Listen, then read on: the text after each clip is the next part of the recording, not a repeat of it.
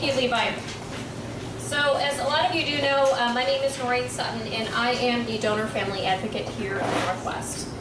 It is my honor to connect with our donor families and recipients on a daily basis. Each story is very special and unique, and I love hearing about each and every one of their stories. I'm so happy that this next family could be with us today, Troy and Sonja Torres. They lost their son Troy last April 2015. As we share the donation process, the Torres family wanted to include their good friend Susie Valdez. She did receive a kidney donation about 2 years ago, and she's here to support her friends. Please give a warm welcome to Troy and Sonja Torres.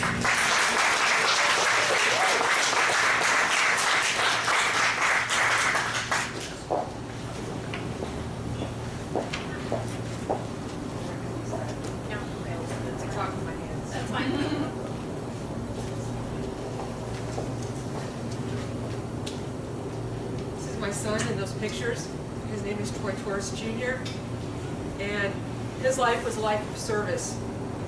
From the time he was a child, he was always one of those people that was looking out for his friends. As a child, as a teenager, his problems became their problems, and he would get very emotionally involved with taking care of other people. As an adult, he continued to serve. He joined the Navy immediately out of high school and was a submariner for the next 4 years. And when he came home, a couple years after that, both my friend Susie and Troy's aunt, Bernadette, who was also his godmother, received kidney donations. And I think that that had a lot to do with him wanting to be a donor, because he saw how important it was to our family, and he wanted to continue to serve in that way also. He had a lot of interests. You can kind of see some of them in the pictures. He liked Jules Verne and Edgar Allan Poe and H.P. Lovecraft, a little bit of a dark side. He really enjoyed steampunk and helped actually set up and worked at the first 2 steam cons in our area.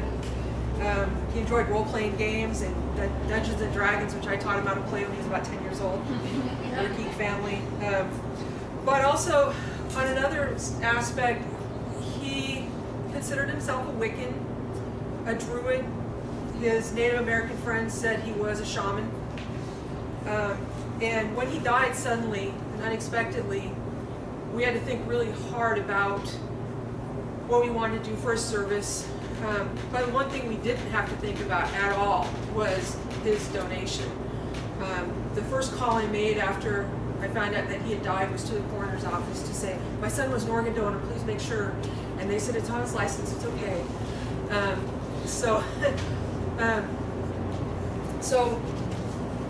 we had the service at Point Defiance. And I don't know if you're familiar with Point Defiance, but they don't open until 1 o'clock on a 5-mile drive. And we got there a half hour early to set up, and we didn't realize it wouldn't be open. And the road was lined with all these cars. And we were shocked. We couldn't believe it. And we were like, are all these people here for Troy, really? Well, as it turned out, he was so active in his Alcoholics Anonymous group and with his Native American friends, and had made so many friends at work that they all wanted to be there. And so there were about 150 people there. And we had a drum circle, and eventually people said, you know, this is where Troy liked to be, and it would be really great if we could put a memorial out here. And so we took up a collection, and we managed to get a bench put there that says, in loving memory of Troy Torres Jr., your kindness blessed many. We didn't know how many that was going to be until we started getting the information from LifeNet and from SightLife, an organization in the area that handles cornea transplants. And so the list, when I finally received it from Noreen, besides the cornea, he gave a hard patch graft. It says pediatric, so I assume that was to a baby. 14 people received tendons and ligaments. 15 people received bone grafts. 1 received a knee meniscus. there were 27 skin grafts. A gentleman named John was one of those recipients that sent us a letter that said that saved him from losing his foot to a diabetic ulcer. And somebody received a saphenous vein. I don't know what it is, but whoever has it, it's really bad. So that's a total of 59 people that he's still serving after his death. And I want to talk about that because losing him was the hardest thing that we ever did. And one of the worst things when you lose a child is you're afraid people won't remember them. And you know, at first you have a lot of phone calls from the people that knew them, and after a while those gradually dwindle down. But then the letters start coming. The letters from LifeNet, the letters from SightLife, the letters from the recipients. And they remember, and then you're so grateful. When the first letter came from LifeNet, we thought, oh great, here they are already, someone's going to be asking for money. And we opened it, right? Well, you know, we opened it and it wasn't. It was a letter about grief and about what we were going through, and it was written by somebody that obviously had been there.